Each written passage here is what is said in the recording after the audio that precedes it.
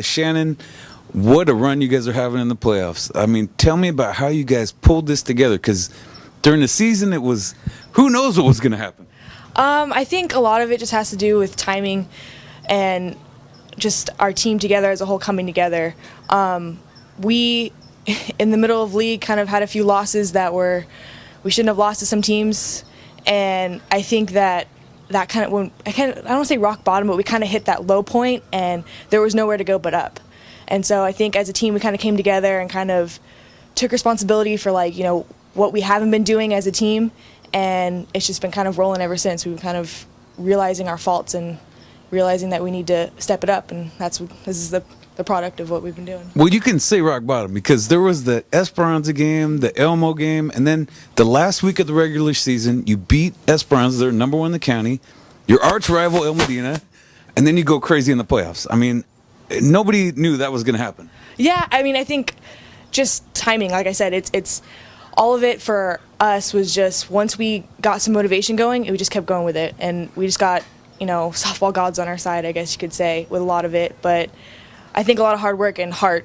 A lot of it's heart, because our biggest, I guess, downfall this season was a lot of times we wouldn't be able to close out games. We'd get a lot of runs early on, and then, you know, 5th, 6th inning, we'd start to just loosen up and, you know, let the game fall. And I think our biggest thing this season is to stay up the entire game and to be on the fence, be loud, be cheering the whole game.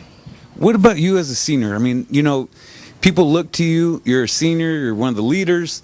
What do you tell your girls? I mean, you know, things aren't looking good, and then you're like, come on. What do you tell them to get them back? I think the biggest thing is just every inning we're trying to put a run on the board. Whether we're up or down, our biggest thing is just to get a run across every inning. And, I mean, in, like, the Fountain Valley game, for example, we were down, I think it was like 3-1 or something like that. And, you know, our goal was just every inning get one run. Just fight back no matter what. Okay, so now you're a California girl, born and raised, right? And you're going to Maryland for college. East Coast, it's going to be real cold. What made you choose over there? I know it's a great school, but I mean, what made you choose to go over there? You had to probably see something when you went over there. Just the atmosphere is completely different. I like it. It's the people over there. Nothing against California or West Coast, but it's just a completely different atmosphere, and I think a change is good for me, at least. I'm looking forward to it. And so you plan to be, is it a doctor, or what are you trying to do? Pre-med. As of right now, I want to be an orthopedic surgeon, but it's kind of up in the air. Things change 4 years from now, 3 years from now, a year from now. But that's my goal. I want to go pre-med. And your brother, I heard, just became a cop. Yes, he's actually still in the academy. Okay. He's working really hard. He's really one of my biggest idols. He works hard for everything, and I look up to him so much. He has worked really hard for this, and I look up to him a lot.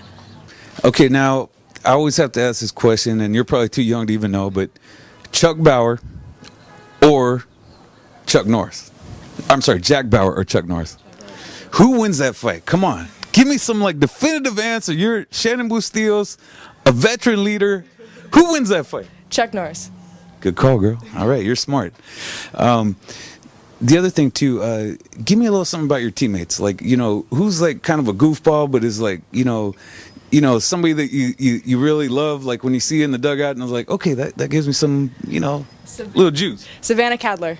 Oh my gosh, last night at our banquet, she did a rap with one of our other freshmen, Taylor, and she'll like, you'll come up to her and she'll just be like, she'll start rapping out something, and it just gets you, like, you could be in the worst of moods, and walking up to her, she always has a smile on her face, and it makes my day better because she's always smiling. I love it.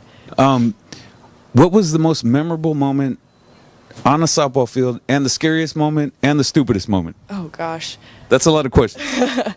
Most memorable moment would be beating El Medina this year. Okay. That was probably one of my favorites.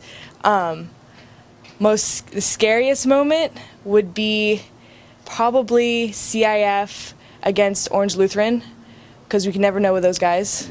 They knocked you out twice? Yes, exactly. They knocked us out twice, and this year was like a definitive, like, we wanted to beat them, and, you know, they took it to us, so that was always scary. What was the most memorable? And like the weirdest moment, something weird happening? Whenever Dan wears his funny helmet at third base. Yeah, what is that hard hit? Lauren Young, the beginning of our season, hit a shot at him, and actually, he almost I think he broke his elbow or almost broke his elbow, and from then on, he's been wearing that helmet because he's just too afraid.